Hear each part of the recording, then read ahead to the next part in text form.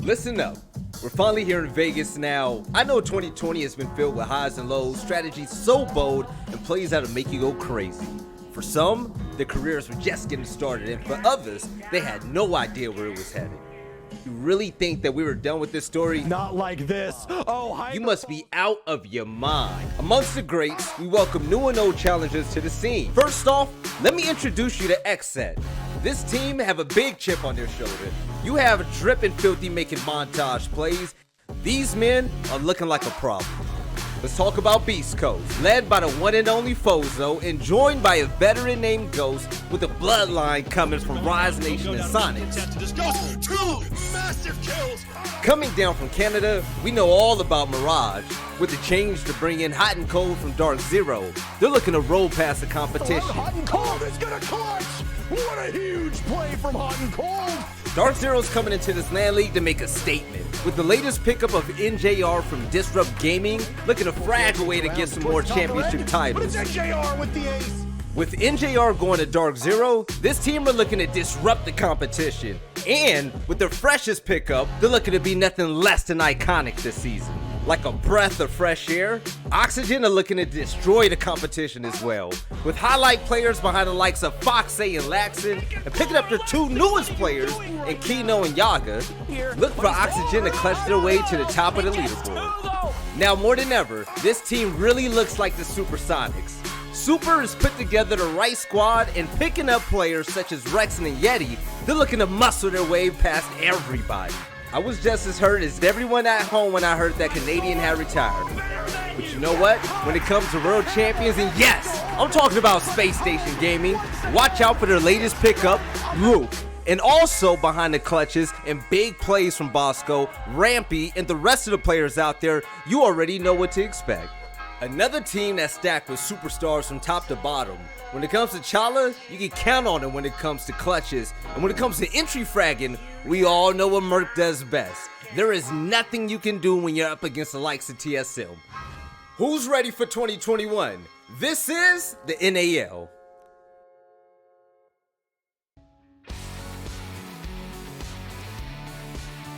For the final play day this week and also for the stage, I'm going to be happy to welcome the analyst desk for this segment and for the rest of the day. I want to be your host, Billy, and I'm here with Jesse and Jacob. And fellas, this is it. This is our final play day for stage one. Jacob, are you going to miss it?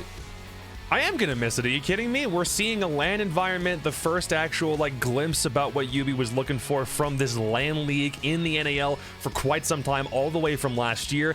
It's proven to be incredibly worthwhile so far, and of course I'm going to miss it. Seeing all the players trash talk on stage is something we haven't seen in so long. It feels good to have it back, and it's going to suck when it's not here. Yeah, Jesse, I'm going to need your help along with Spawny, our third analyst on the desk, right? Let's take a look at the schedule, and the first match of the day is going to be a good one. We have the Rising Soniqs versus, it's looking like a hotter version of Mirage. They're looking way good. But if Spawny and you had to pick a series, man, which one do you think is going to be really fun? Yeah, I mean, this first one's got to be one of the better ones with so much on the line. I mean, Spawny's really excited to see Not Loading and Hot and Cold back in action for the squad. She's so excited she wants to jump right out of my arms for celebration. And yeah, you know, with so much on the line too. I mean, Soniqs have proven to be such a good team this season so far, but Mirage will prove to be one final test for them. And if they can succeed, well, that's first place for them. Yeah, and you know what? Let's go ahead and take a look at the standings. So this season's been a doozy, and if you're tuning in for the first time this season, you're going to feel like you are totally lost. It's one of those moments where you wake up from a coma and wonder what year it is. The Susquehanna Soniqs are sitting in first place by 1 point, beating out the likes of Oxygen, TSM, and Dark Zero, which is absolutely nuts. But towards the end, we have XSET stuck in last, Beast Coast, SSG fighting their way up. They have to get wins today, and Jacob, there's a lot more on the line for teams such as Mirage. There are, and we're going to keep on breaking down individual points throughout the day about what each game means, because we know what some of these point values mean to these teams, but it's going to be constantly shifting with every victory and every defeat. The one that we're focusing on primarily is Soniqs versus Mirage to start the day, but then as we progress, everything else in this landscape still has the ability to change. Just look at how close some of those points values are, and remember that 3 points can be the difference between, in some cases, like 4 or 5 different positions based on where you are in the standings. So today is about to be insane. Yeah, it's absolutely nuts, but they're playing for more than points today. They're playing for a prize pool as well. So throw the money up on the screen. This is something that we really haven't even spoken about all season, but first place walking home with $77,000. And also, Jesse, the SI points, they mean so much more today. Yeah, this is really important. These SI points counting towards 2022's SI. So this is looking very far ahead into the future, which means that these games matter. You know, you've got to really focus on the overall year of Siege Esports. And 510 points, I mean, that's a huge chunk of points. This is about a third of the total points that'll be given out throughout the year that head toward, next year's SI. So it's a huge deal. Not only if you get, first compared to last, but even like, 5th or 6th versus 3rd and 4th. That's a huge gap. So every single position matters in this league, and you always need to be able to, climb up and get as many points as you can, especially today. Yes. Now, you know what? It's enough about points, enough about money. Let's talk about what everybody really came to the stream for. Let's talk about the matchup finally. So, for the first game of the day, we're going to have Mirage versus Soniqs, and to break down the teams first, it's going to be Mirage and Jesse. There's names on this list that we have called out one by one about, we want to see this from them, and they've showed it to us. You've called out Benji. Benji has performed. Hot and Cold has been phenomenal. Loading has gotten way better. But one player on this list, we're looking for him to absolutely take over, and we believe that he has that potential. I think the one player that has been, quieter previously, but yesterday really popped off was Nyx. Maybe you're thinking I was talking about loading. I mean, there's a lot of players that maybe fit that description. Oh, definitely but Nyx particularly had a huge impact, not only having the highest rated, play style of, or, day of yesterday, but also being like the game-winning player. He won the 1v1 on the final round to lock it down for Mirage, so effectively winning the entire game for them. When he's stepping up and in charge and feeling himself, I think that radiates to the rest of the team. He is their primary IGL. It's a bit of a committee right now for Mirage, but he is the one making most of the calls, and so when he's in it, when he's hitting his shots, when he's really popping off and, having a good day, I think that does, flow out to the rest of the teams. 10-5 for how short the game was. That's a really impressive stat line. 10 kills in, just that few amount of time was really nice to see. 89 costs, 3 opening kills. These are very important statistics that Nyx was locking down. And so, huge credit to him. If he can lead Mirage, continuing into today with that kind of a performance, hey, they've got a good chance here. I like the fire that Mirage gets whenever Nyx is hyped up, for the simple fact that when Nyx won that 1v1 against Retro on Red, and Nyx got up and popped off, that was a Mirage that we did not see all season long. And take a look at Dream laughing. But while he's laughing over there, Jacob, and he's having a good time along with his teammates, everyone on this team, they're just all playing well together. We don't see a lot of loose ends nowadays anymore like we did at the beginning of the stage.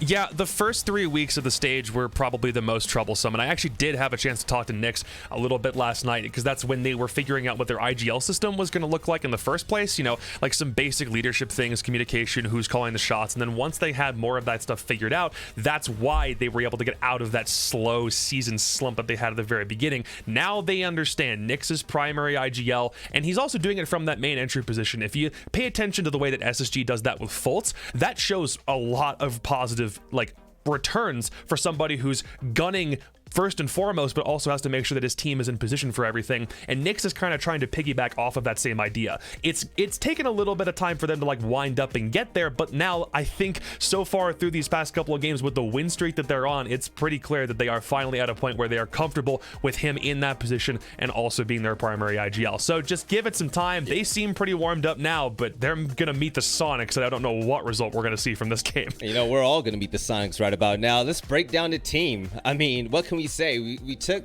the IGL from Soniqs last season. We took most of it United, and we squashed them together. And what did we get? The current best team in all of NA. Right now, number 1 in the leaderboard. Susquehanna Soniqs are looking so damn good. And Jesse, I mean, are there any weak spots on this team at the moment? Because it seems like at any given moment, you're expecting a big play from Grixer. And if it's not him, you have Yeti, you have Rexon. I mean, the list goes on. Yeah, there really haven't been a lot of weaker points from the Soniqs. I think this season they've been looking really good. We talked about maybe they were struggling on attack a little bit earlier in the season, but that's honestly picked up quite a bit. They're looking pretty good in that department, especially considering their last game. I believe they got 4 out of 6 attacking rounds, so they really did step it up in that area. I think if anything, like yesterday, Yeti was struggling a little bit when he was in those isolated offsite positions. There were a couple of times specifically, he'd be playing top library stairs, and he tried it without a lot of utility. He tried it with, stacking up a ton of utility. He was losing a lot of those fights, and so that's something small I noticed from last Playday, but overall he's really not a player that you're worried about if you're the Soniqs. Every single one of these members has had star moments. They've been standout players, and the Soniqs really right now look like the full package. It's hard to find a crack in their armor. Hey, we actually have a demo from you as well, JC. But before you show off the demo, Jacob, just real quick, Grixer on the leaderboard in every category right now, where does he stand? So he's in the top 5 for almost every single thing you can think of from a stats point of view. He's up there on the ratings. He's #1 rating overall, #1 KD differential overall. He's up there in entry kills because Xset was feeding him those entry frags yesterday. He's on the leaderboard in cost and clutches. The only place where he isn't on the immediate leaderboards, according to CGG, is in plants. But that's because that's not the role that he's playing on at all. Every single other thing shows he's playing aggressively, he's finding those frags, and I don't even think he was on the top 5 for overall entry differential yesterday, but because of that game, he now is there. So if there was any doubt in anyone's head about who the overall stage MVP is so far, I don't want to call it yet because we want to wait until like the end of the day before we say that kind of stuff, but Grixer, we can't hype this man up enough because he's so deserving of everything he's worked for so far. And it's definitely on a consistent level because you said it was to a point where Xset was feeding Grixer, and it's more like Grixer's been hungry. And, we can talk about it all day, but Jesse, I would love it if you showed us.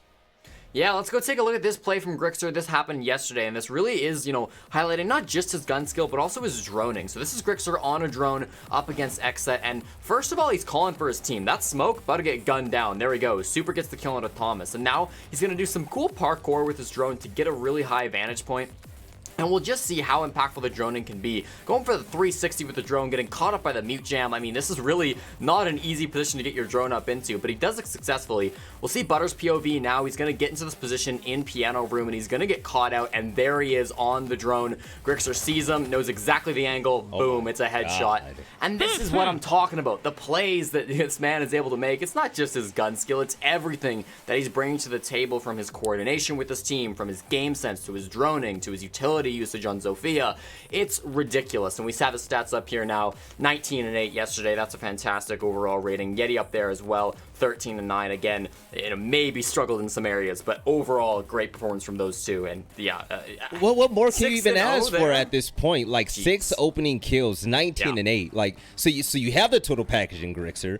But then even if Grixer needs to have an off day, you take a look at Yeti, who hasn't even been the hottest on the team, and his stats as well shows that they have depth.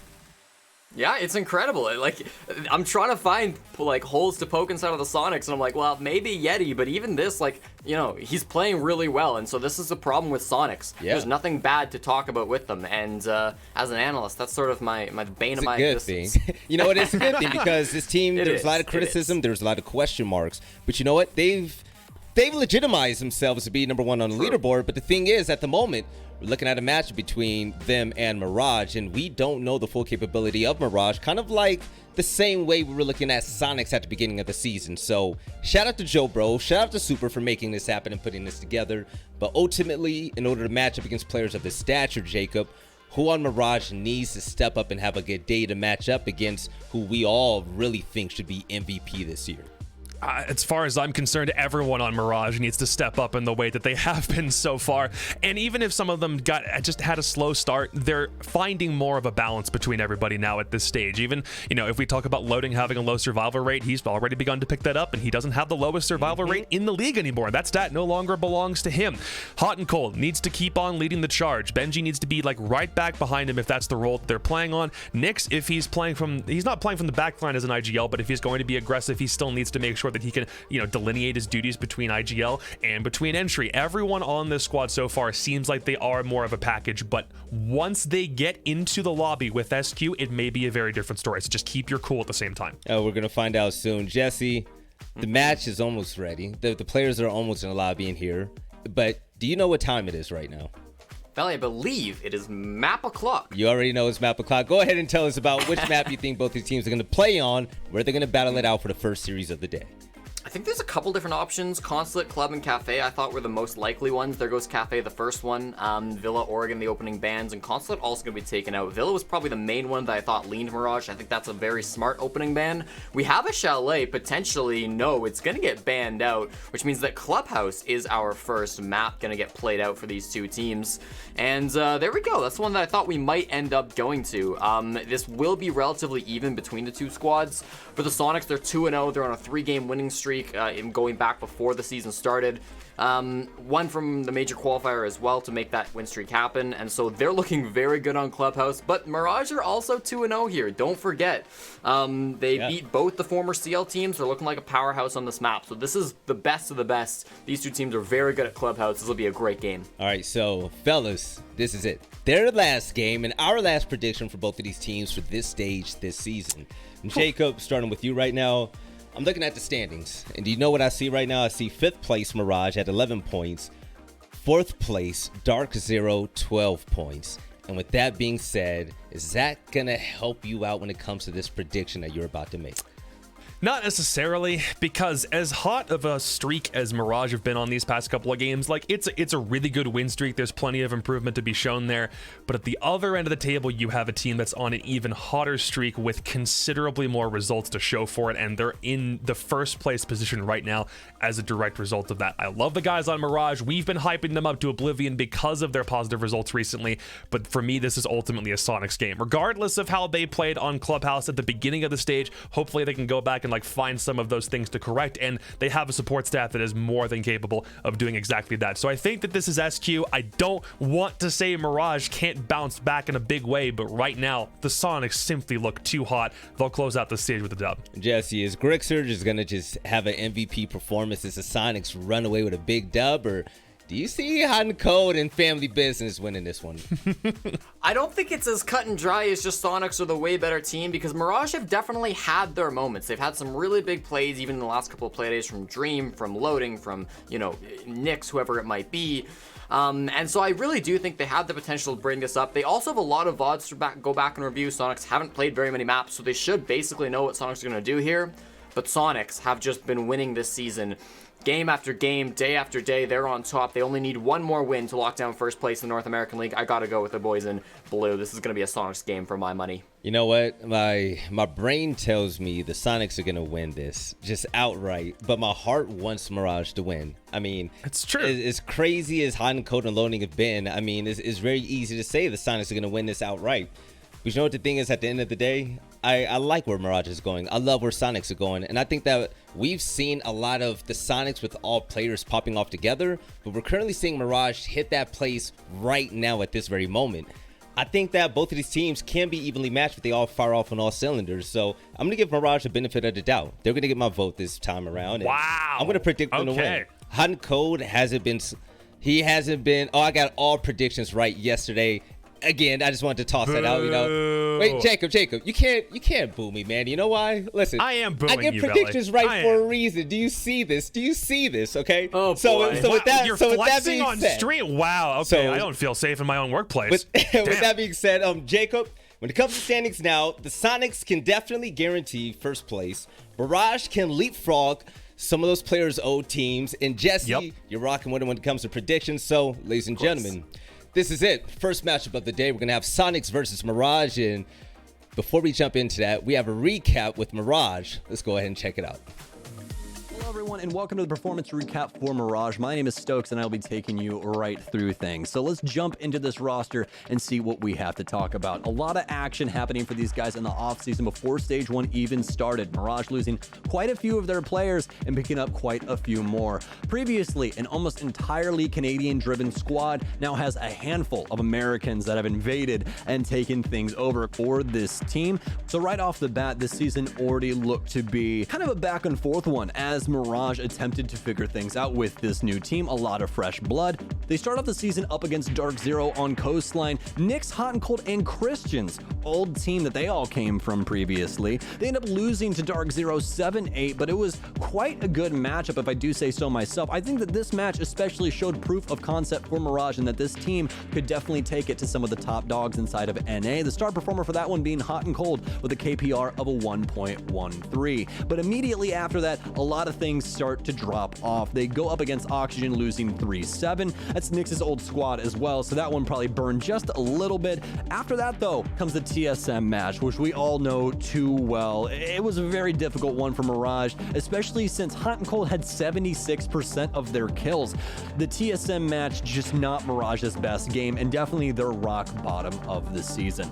Moving right along, though, up against Beast Coast on Clubhouse, we see Mirage taking that 7-4, a bounce back from the TSM game, and a way to get the ball rolling for the first super week of Stage 1, obviously having to play those games back-to-back days. But immediately after, they go up against XSET, an 8-7 for Mirage on Clubhouse, and one of the best matches that we ended up seeing this season so far. In the short term, I believe that things actually look quite good for Mirage. Obviously, they've showed some cracks in the armor, but that is no new thing when it comes to rosters that have made these amount of moves. Mirage is looking quite good coming into this last week. So my star on this roster has got to be Hot and Cold. I think Hot and Cold's name has been in everybody's mouth today. He's been proving that he is not just a hard support. He is not somebody that just simply sits on site. With multiple ratings this season of over a 1.4, you can't take anything away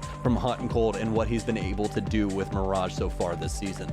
In the long term for Mirage, their longevity in the NAL seems to be quite cemented. I think that this team can indeed buff out a lot of their issues. They just need to keep adapting and working with all of the new ideas that have come onto this roster. As they get more time together, I believe this team will age like a fine wine and continue to find success.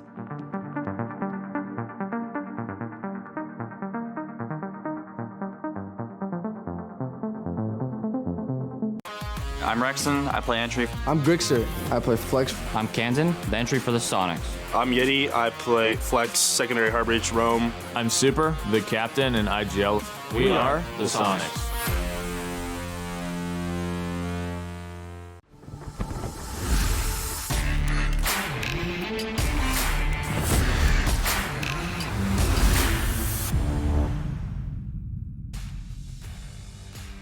Hello, everybody. It's time for our first matchup here on our final day of the North American League stage numero uno. That means number one in a language that I don't speak. Michael, today, some pivotal matchups here. First place is up for grabs, and we're going to be starting off the day with a potentially deflating matchup. If the Soniqs win, they claim first place. Nobody can touch them. They're going up against Mirage. Mirage looked pretty good yesterday against Disrupt. Mirage also looked pretty good against SSG. Mirage is 2-0 over the last two playdays. What are you expecting today against the Soniqs? I am expecting them to take the dub, to be completely honest. I agree with most of the analysis done by the desk. I mean, a lot of people are starting to root for Mirage, but at the same time, you can't really question the record of the Soniqs through this stage. The only thing about the Soniqs that gives me pause on calling a straight up win is that they at times can be rather inconsistent. There are matches in their history through this stage, like the one against XSET in the last Playday just yesterday, where the Soniqs come within a round of defeat. And that's scary. I mean, that makes you think that the upset kings of Mirage are going to be able to take the win today, because they have been on an upset marathon through the last 4 Playdays. There have been 3 of the 8 Playdays where the Soniqs have scraped by the skin of their teeth. 8-7 over XSET yesterday. 8-7 on Playday number 5 over TSM. 8-7 over OXG on Playday number 4. So that is crazy for a team that is as good as they have been. And the Soniqs have always had a high upside, but the fact that they are struggling to close out games is a cause for concern. Before we get into the matchup, though, as always, we have a community question for you. And the question is, will Kix look as good as he always does? The answer to that question, by the way, is yes. So then we had to think up a second question, and it's on your screen right now. 2 of the best performers this stage are set to match up in this very first game of the day. Will it be Hot and Cold, or will it be Grixer? Who will come out on top? We've talked about it endlessly. Grixer's stats are absolutely mind-blowing. He's one of the best players when it comes to ranking, entry, kill death, and kills, objectives, survives, and trades. In fact, he's leading a couple of those categories as well. The only category that he's not doing well in is plants, and that's because it's not his job. It doesn't really matter if he's not getting plants. And you can vote on that community poll at R6 Esports NA. And you know what else you can do on R6 Esports NA on Twitter? You can fill out a very important poll that will help us get a better understanding of what you, the community, want for your league. Ubisoft wants to hear from the fans and on a wide variety of topics for this league to go ahead and help the direction, the course, the changes that will come in the near future. It takes about 10 minutes to fulfill the survey. Again, it's on R6 Esports NA. It's not that hard, and it's definitely going to be very important and impactful for future changes to the league. If you want to see more of Kickstar's Ponytail, which, by the way, is not on the screen right now, you're looking at the players sitting at their desks. I'd rather look at you, Michael, if I'm being completely honest. You can fill that in, by the way, on the survey. If you want to see Stokes' gorgeous blue eyes, you can also fill that in on the survey. His gorgeous eyes, man. They're like, if I'm being totally honest with you. You know, just like you see him the first time, you're like, what? And it just hits you over the side of the head. Michael, it's time to get into the matchup. The teams are ready. The players are ready. We are very ready. Are you ready, chat? If you're ready, please do me a favor. Spam the R key. Or just the letter. You can just type the single letter. Are you ready, chat? Yeah. Because I'm ready. And I know these teams are ready. On the line for the Soniqs is a much coveted first place. Now, keep in mind that we are back to the old 6 invitational point format, meaning that a first place gets you, I'm pretty sure it's 510 points, by the way, for SI. Need some confirmation on that one, obviously. But we'll find out. Clubhouse is our map. We managed to go an entire Playday without Oregon and Clubhouse. It was a Christmas miracle, Michael, but we are back to all reliable. This is a map that the Soniqs know quite well. So let's get into it. Sonic starting on defense, Mirage starting on attack. Let's go through the operator band. Jesse coming in with the clutch on the points. It is 510 points for first, so... I know how to do my job! Well, Jesse's got the... He's got the stats. He's got it all loaded up and ready. So thank you, Jesse. I affectionately refer to him as Nerd Boy. When is he gonna graduate from Nerd Boy to Statsman? I think he's got at least another stage in him. Yeah. Before he earns his, he's actually completing his doctorate right now. So he will be Dr. Numbers actually when he graduates. So he is currently Nerd Boy. He may become Stats Man. Maybe next stage he will be Stats Man, and eventually Dr. Numbers. I love it. So before we get there, and before Jesse earns his doctorate, let's go through the operator bands. Maverick and Hibana, a double Heart Breacher band. Oh, well, would you look at that? That is uncommon. This map is going to suck to attack. Of course, you do have the Thatcher in there, but one thing that's not discussed at length when Thatcher's actually in play is the fact that Thatcher is counterable. While he is often banned out because he can just chew through any passive denial on walls, he's also the easiest tool to circumvent that denial on a wall to be countered directly by active denial. So like a bandit battery being placed. It's because of the slowness of the EMP and how you have to work with your teammates, the Heart Destructors, to efficiently open up the wall. So this is going to be a very difficult map to attack. I expect this to be defender-sided, but that's also going to depend on what the defenders do. Like, for example, right now, the Soniqs are only bringing a mute. That's not necessarily going to help with a Thatcher in play. Actually, sorry, it's not going to help at all with the Thatcher in play. And they're also going for an extended roam. So it's not really going to be too much of a consideration. The biggest problem for the attack is probably going to be just opening drops, and because of the Hibana. And they'll make it happen. They'll make it work with an ace.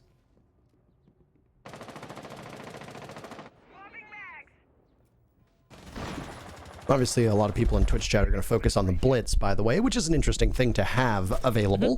Take a look. Dream 6th picked onto the Shield Operator, and we have seen Shield Ops make quite a bit of noise here on this map. A lot of times it tends to be a Montaigne marching his way on in for what is eventually a push through Church. Maybe even through Dirt. It really depends on how teams want to set this one up. In this particular instance, it is a basement defense. That's the Church Arsenal bomb site. And Mirage are actually very close to pulling this off. They might go for a rush strategy here. Benji has complete control inside of blue, and if anybody tries to rotate from the blue stairs, well, they're going to be looking his way. Nyx unfortunately dies, and down goes Dream as well. Rexon posted up by dummies, but it's a big two-piece for Benji. The two members from the Soniqs trying to make their way back through blue can't do it. Rexon knows there's somebody in there, so he'll ping away through the wall as Benji's attention is elsewhere, and Grixer finishes him. Hot and Cold 1 HP inside of Dirt Tunnel. He's silenced, and loading goes as well. That round was over before it even began, and the Soniqs have picked up one of potentially 7 rounds to get themselves first points in the NA League. Yeti, so enthusiastic, he has to wipe his screen down. You know what? Cannot blame him. That was an impressive round for the Soniqs. I'll tell you why. Mirage got such good cutoff control that it just should have been their round. And we didn't see the two-piece from Benji, but essentially what happened there, because I mean, it was pretty obvious what was being set up for. Benji had the cut on the retreat path for the Soniqs. So the Soniqs on the heavy roam, they're trying to delay the round as much as possible. Mirage says, all right, we'll hit the site directly. And because blue control was gotten so quickly by Mirage, the Soniqs, that's their primary retreat path. They had to fight through Benji to get back into sight when they realized it was a direct take from Dirt Tunnel. So even though Mirage and Benji in particular get 2 kills on those returning roamers through blue, they still can't win the round. And that is, I mean, you know what? Fair enough for Yeti's enthusiasm. I'd say he earned it that round. Well, the Soniqs are strong performers on this map. We know that, Michael. They are a 2-0 so far through the NA League with victories earlier on in the season. They actually haven't played this map since Playday number 3. They started off on Clubhouse with a 7-5 victory over DG, and then a 7-2 victory followed it 2 days later, or rather 2 play days later. In all reality, it was 2 weeks later, with a 7-2 victory over SSG. This used to be SSG's best map by quite a large margin, and it's obviously, well, it's not anymore. The Soniqs have enjoyed this playground very much since Playday number 3, which actually wasn't all that long ago. It was back on April 6th. We haven't seen the Soniqs return here. They've been favoring Oregon in an odd assortment of other maps. One of the criticisms leveled towards the Soniqs seemed to be that they have a very small map pool. They favored playing Oregon in Clubhouse. And with the best-of-1 system that we have in front of us, it's very easy for teams to play the same 2 to 3 maps for the entirety of a season. It's nothing outside of the ordinary. The fact that the Soniqs were good and proficient on this map, obviously, going to do them well. The question is going to be, how does Mirage stack up? They have a 7-4 victory on this map over Beast Coast, an 8-7 victory on this map over Xset, and that's it. So they themselves are 2-0 on this map. Now, that first round was a bit of a non-starter for them, but Loading, who picked it up yesterday and whose pace on that Villa matchup was quite strong, is going to start off this round, netting a kill onto Yeti, who was playing a little bit loose, last spotted over by Kitchen. Grixer's above as well, and Kansan decides to peek the breach for some particular reason, and Benji's got 3 kills on the day. Just as round number 1 was so lopsided in favor of the Soniqs, Mirage is shaping up to have the exact same thing happen, but the other way around for them, as now it's Grixer to once again peek the breach hole and give Benji one of the easiest kills of his career, finishing off the high-flying performer from the Soniqs.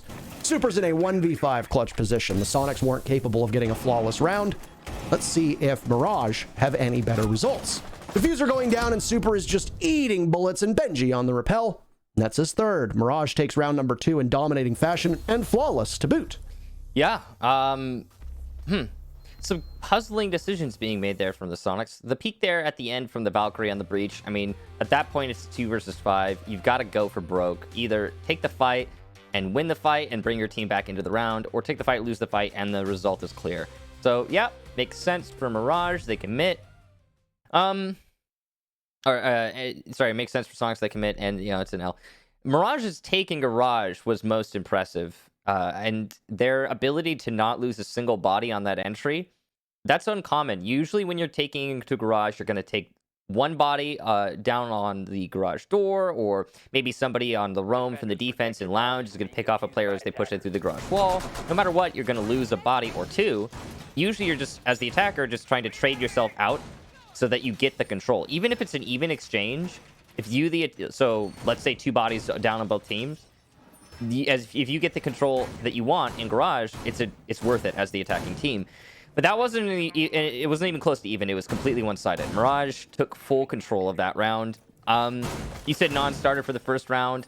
I'm going to say that's a non-starter. In the second round, we'll just switch the teams around. And now the Soniqs will try cash once more. I was puzzled by a lot of the things that we saw there. And by the way, I hope you didn't really want to talk that round, because it didn't really seem to be an option for you. You just... It's fine. You were a spectator. When we were on the bit, this is the really weird thing, because when we're casting in person, we use hand signals, and we haven't been able to do that for a long time. But when you were going over the map for I think it was Soniqs, I was ready for them to go over the map for Mirage, and I was like, I want to take it. I'll do half of it. And it's weird because when you're casting together, we have a hand signal for that, and it's just so strange not to be able to do that anymore. Yeah, sometimes, in fact, we actually have to engage in a deep game of rock, paper, scissors to see who gets the next opportunity to speak. It can throw our casting off, and if you hear any awkward pauses, that's surely the culprit. And then, obviously, there's... Oh, hang on. Oh, my.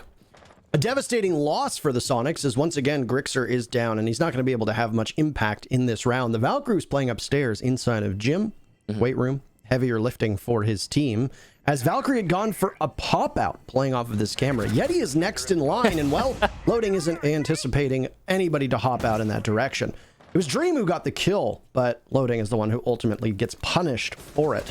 Both teams, though, back into a 4v4 with just over a minute burned off the clock. Yeah, Sonic saying they'll never expect another one, and I guess that's true. There's probably a Valkyrie cam outside that's facilitating that run out as well. Breach open... Control almost gained, but there's still a defender on rafters. I believe that's Rexon. That's the best character to be playing on the rafters. He could use that AUG to great effect, and there you go. He's going to start things off well.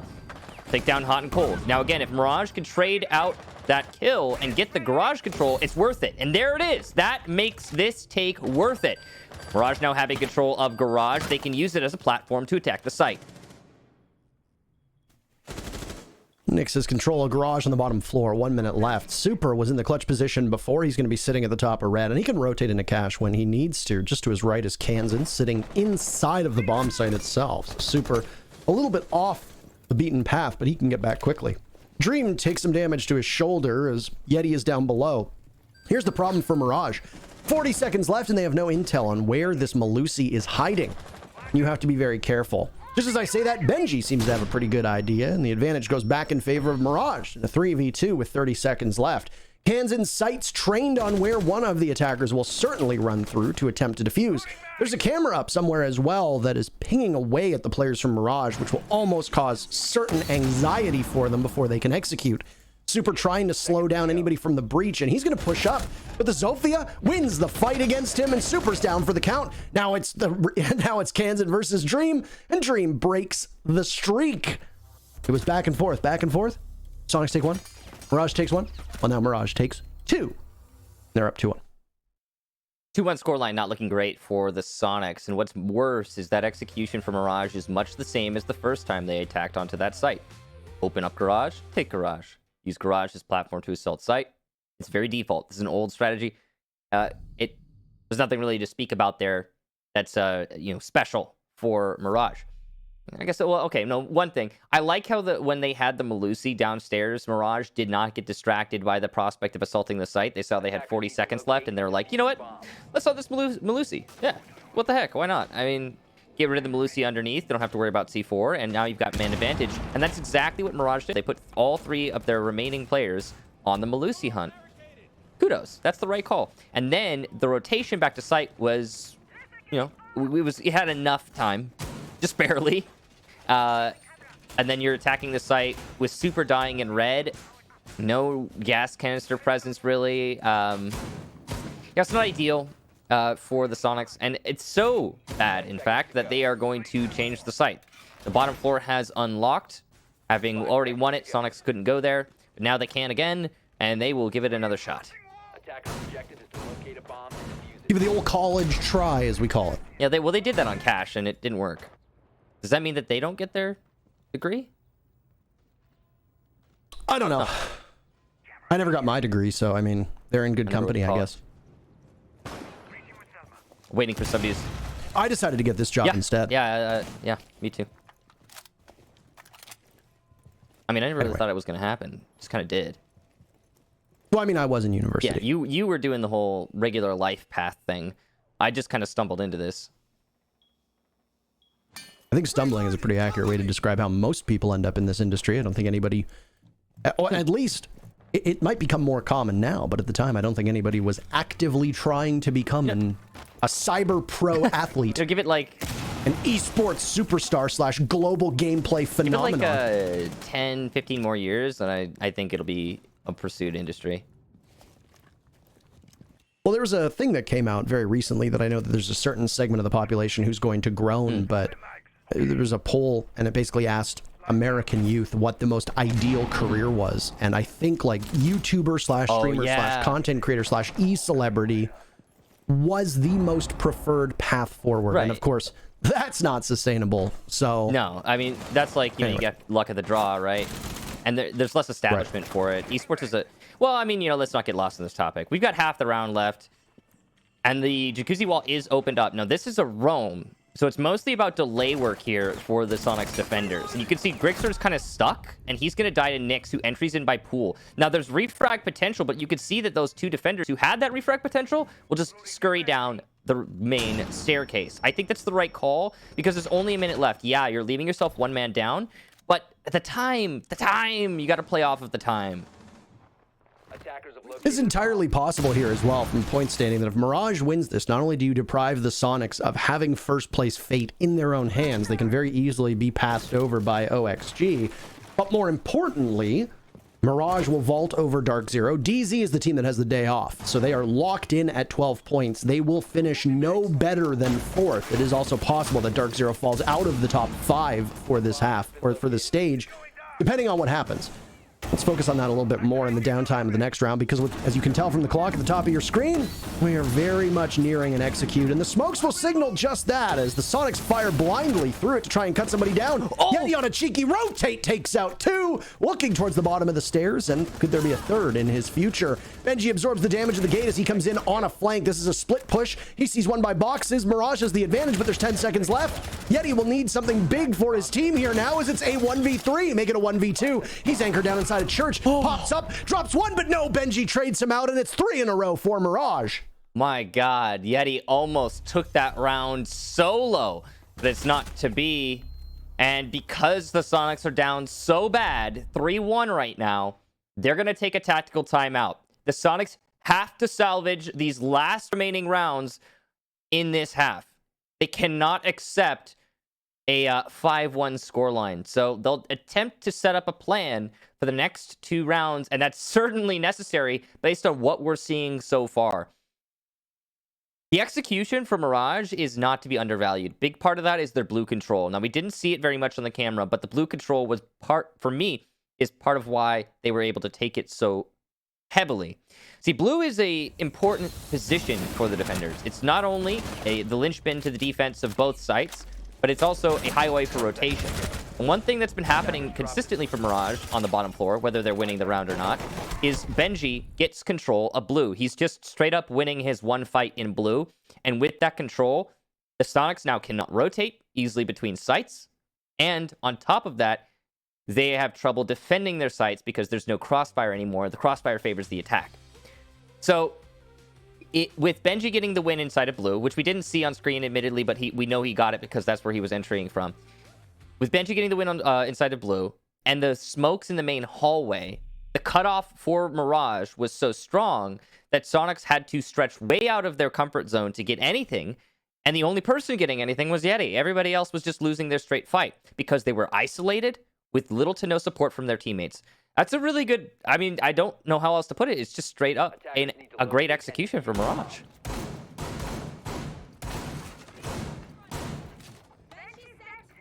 You can pay a lot of praise to Mirage here for how they've played so far. I haven't really seen a lot of weaknesses on their end. I mean, that first round was obviously a pocket strat, right? They wanted to overwhelm the bomb site very quickly. They took dirt control very fast. They droned in garage to make sure that the avenue towards blue was completely clear, and then they lined up in that particular direction. Problem was they had no control outside of that. And to be fair, if you know that a team is going to be roaming, especially on that top floor, as we see teams do from time to time, you can overwhelm the 1 or 2 anchor players, get the diffuser down, and then fight when the defenders try to retake. Now, some of those hatches are going to be reinforced. You know where the typical drop points are going to be. You keep somebody in blue, you keep somebody by main stairs, and you've essentially locked the defenders out of their own bomb site. It's a tricky spot to play out of. Obviously, the Soniqs didn't like what they were seeing. 3 rounds in a row on a map that is more defender-sided right now is obviously not particularly great. And Clubhouse has the second most plays of any map in North America. Its defensive win rate is 67%. It is the most defender-sided map in the map pool in North America right now. And yet Mirage has already taken 3 of the 6 rounds, which means that Mirage cannot lose the first half. Now, this is on top of your comments that were made when we went through the ban phase. Maverick and Hibana are banned. You said this was going to be miserable to attack, and yet Mirage are doing an exemplary job. I still feel that way, by the way. A big part of this is obviously the Thatcher, but there's no direct play into the Thatcher being brought out by the Soniqs. Like, there are options to play around his existence, and none of them are being committed to. I guess it's not comfortable for the Soniqs. It doesn't really, you don't have to, but it does make opening the walls kind of like a guaranteed thing. It's Thatcher opens the opportunity to counter, but he also makes it so you have to play that game or this happens. So it's a little bit weird. Anyway, we're going to have an early engagement that will net results for both teams. Mirage trying to push up main stairs, and that's a terrible idea. It'll get completely destroyed, and it'll get worse as they double down on it. Hot and Cold, the last attacker after a blunder by the rest of his team. He'll creep his way into Master. Nice lineup on Rexon. Down he goes. Diffuser retrieved. Super on low HP. Grixer's going to have to win the gunfight. And against Hot and Cold, one of the hottest hands in this season, with the AK-12, there is no guarantee for success on the Sonic side, despite how terribly Mirage executed that. Post-plant, in a matter of moments here, Houghton will drop to play from below. He's got information on the main stairs. They know that Super is playing prone on that staircase, and it seems like Super's aware that Houghton has dropped because of the way he's playing. So Super's going to try and cut off the rotation on the staircase while Grixer goes for the defuse, or the disable. Here it goes. Disable starting. Will Houghton have line of sight? Yes, he will, but Grixer gets away. And he's got a peek now. He has to take the challenge, but he'll lose the challenge. Hot and Cold is about to clutch this one up for his team. And Super, he doesn't even have time. Houghton's already won this.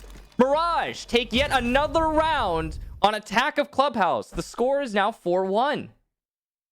Oh, good lord. Hot and Cold was inside of the site for a solid 15 seconds. If you include the time it takes to get that diffuser down, and the Soniqs thought they had it in a post plant. Kudos to Grixer, by the way, for where he was playing next to the weight rack. It was planted in such a way that there was no way you could long arm it. Hot and Cold knew that, and you could tell that it was a very dedicated plant spot, and that Hot knew what to do in that exact situation. But man, oh man, up until the final 20 seconds of that round, that was Soniqs to lose, and boy, did they ever lose it. They've also lost the first half, by the way. Oh, yeah. They had a matchup against a team that has been very hot recently, but most people would have told you that the Soniqs came in as favorites. I would have told you that. I did. If I had to put money down on it, I would have given the Soniqs the edge. But Mirage, time after time, is improving as a team. I think the fastest improvement that we've seen of any roster in the NA League so far has to go to Mirage. Yeah, it's not really... You know, it depends on where you're looking, right? Because Mirage is improving towards the top end. We've got a lot of teams on the bottom end who are improving really rapidly too. But the tangible, like the noticeable improvement for Mirage is really there. And one of the things that is most apparent is they're getting more consistent. I talked about at the beginning of the match, my one worry for the Sonics is how wildly inconsistent they are. How many, and you mentioned how many of the matches Sonics have won this season where they barely take the dub. 7-8. You know, it's something to be concerned about. It is definitely 1 point against the Sonics. And right now, we seem to be seeing some of the worst play from the Sonics thus far through this season. They're honestly, yeah, they're not playing so great, and Mirage are executing masterfully. So, I don't know. I mean, Sonics have to salvage this round. 5-1 is non-recoverable, in my opinion, on a clubhouse basement half. But, I mean, if they salvage this round, there's a chance, I guess.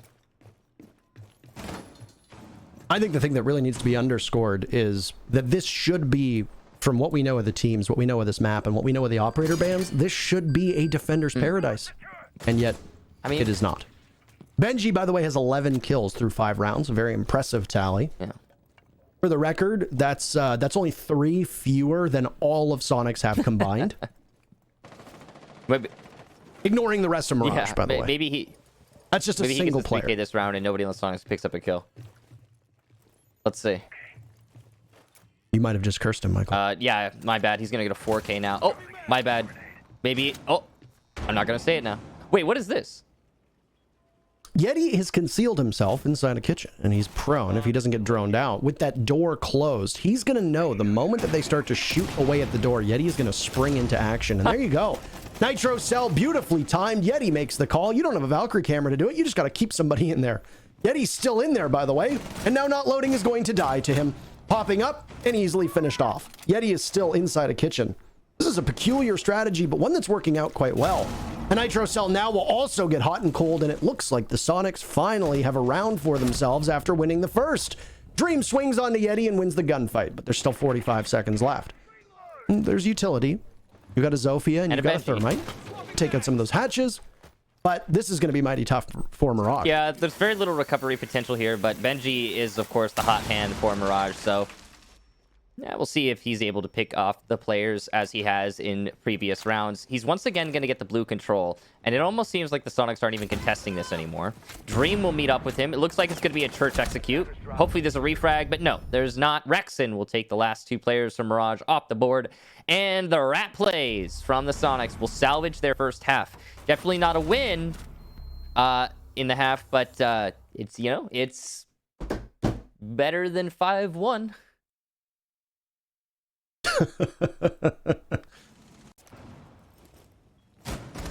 First half in the books, of course. I'm not happy with that if I'm the Sonics. You had to burn your timeout. That's another thing, too. You had to burn your timeout just to salvage one more round, because after the timeout was taken, Mirage went 1-1. The Sonics obviously went 1-1 as well. You're going to be spending most of that time just simply discussing the next 2 rounds, of which it was a defense from the Sonics that didn't work out. Should have, but it didn't. And then, of course, that church defense that ended up working out quite well because of what the Sonics were able to do on the main floor. Grixer and Yeti calling together. Okay, hang on a second, Parker. I am officially... This is Angie Michael right now, because we've got exactly what I was hoping we would see from Sonics for their entire defensive half now being brought by Mirage. There's a bandit. This is what I talked about, man. You could bring a bandit, you can bring a Kaid. I don't really care, but bring something to active deny. If Thatcher's the only way that they're going to get the wall open, then bring something to active deny. I mean, like, I know, okay, I get it. Bandit's not, like, super in meta, but that's the role he fulfills, and he's not super in meta because Thatcher keeps getting banned. So, I don't know, it's confusing. And Mirage is going to, yeah, it's just a good calculation for Mirage. Bring the bandit.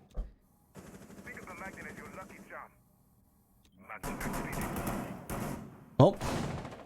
Let's see what Mirage is capable of doing. Do we have an attacker-sided clubhouse? That's going to be the question. Everything that we have points towards the fact the answer should be no.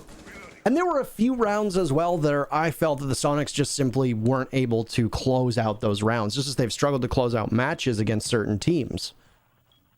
Mirage obviously starting upstairs, bringing double denial with that mute and that bandit. And trying to open it up now. The reason why the door is barricaded, for all of you that might be wondering, is because there's a drone hole right there that Dream is watching. Zofia likes to shoot her concussions through that drone hole. And it will hit a bandit if that door is not barricaded and force the bandit off of bandit tricking. Having that door up essentially means that you can bandit trick without really too much worry. Now, obviously, the floor beneath you is soft, so you still need to worry about getting hit with an ash charge or an explosion or something along those lines, but you don't have to worry about getting stunned. One small thing to make your job a little bit easier.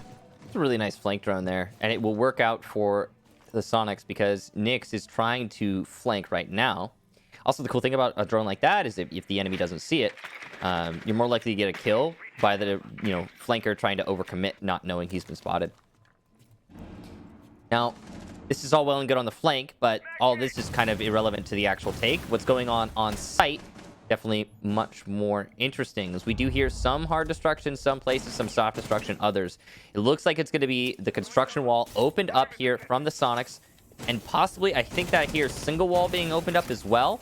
So this is going to give a good platform for the Sonics to attack right now. The flank will die, so Nyx attempted it on the staircase and lost. Hot and cold C4 from Cash will go into construction and get a refrag, so answer back, but at the same time, we're starting to see the attack set up in a way they have an actual platform for the assault.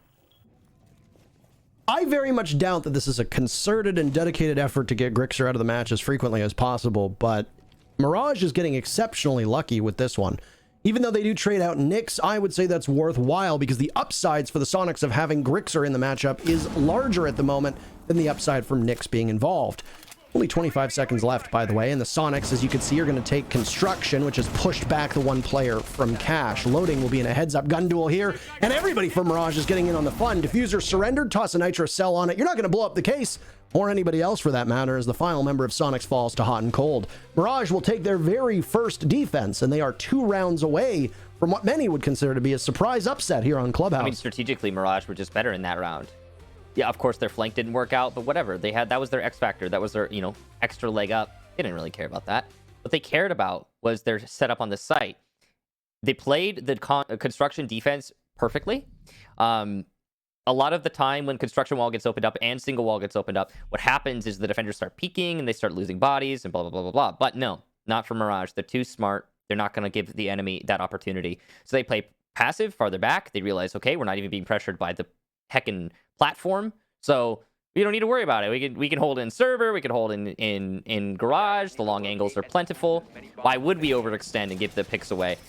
And that's the big thing. Why didn't the Sonics open up the platform wall? I'll tell you why. Bandit. See, that's the... Okay, so Maverick denies counters like Bandit. It's an active counter to a wall. Thatcher does not. You can place and juggle batteries with a Thatcher in play and deny hard breach. So Sonics were like, heck it, let's just go somewhere else.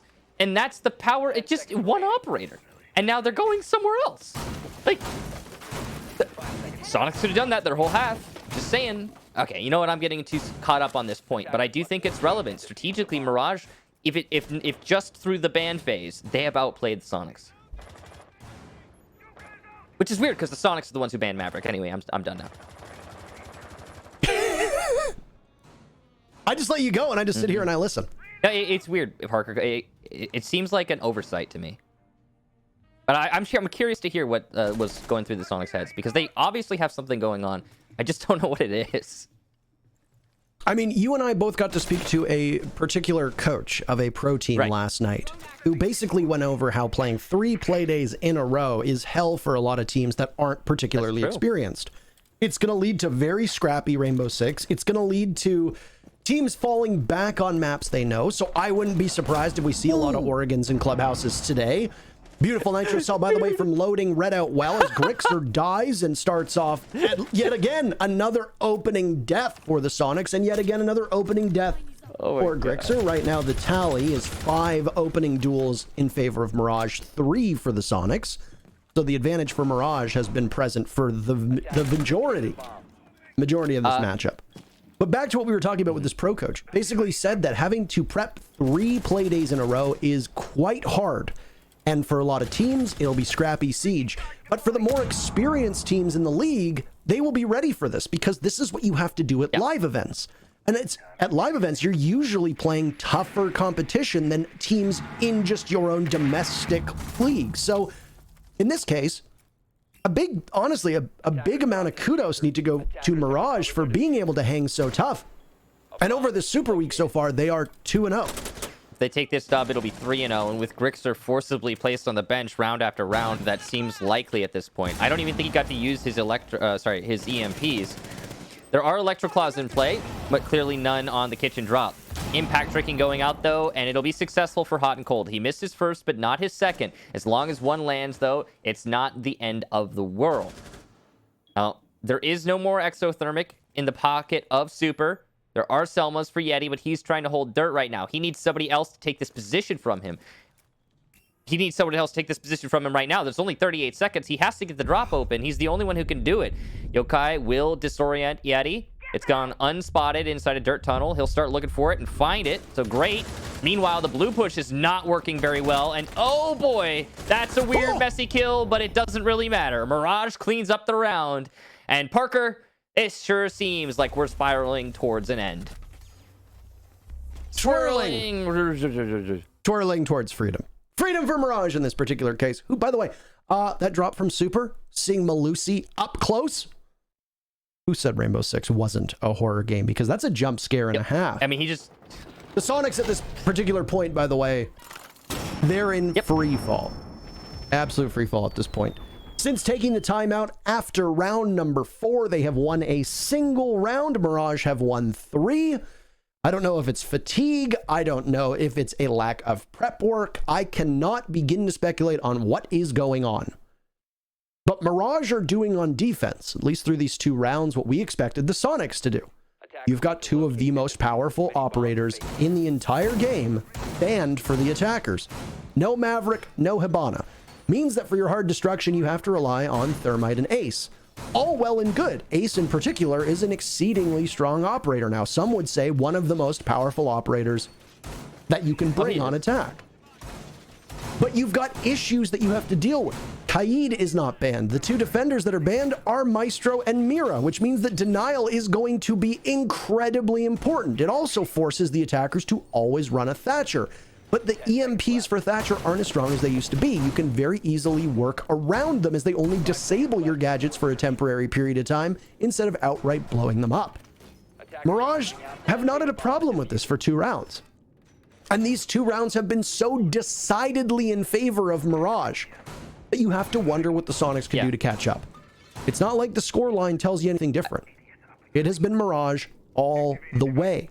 They have dominated this matchup so far, and they are just 3 minutes away from potentially vaulting themselves into the top of the NA League. With a win here, by the way, Mirage would be tied with OXG for second. OXG to win the heads up against Mirage, so they have the advantage in that regard, but still. Yeah, I mean, I said it earlier, explained it. It's just when you have a Thatcher, it forces you to play the active denial game. Mirage are doing that. Soniqs didn't do that for their entire defensive half. Maverick, on the other hand, forces you not to play the active denial game. It's a weird little dance with hard destruction. He's banned, so. Here come the EMPs, and the wall will be, attempted. I don't know if Bandit's tricking. Nope, he's not. He's too far back. He's playing inside of the bathroom. So this wall will be a freebie. Loading's probably going to rely on keeping the bathroom wall up so he can deny the push in through the hallway. That's a safer way to do this, especially if you're worried about lifelines stopping you from tricking.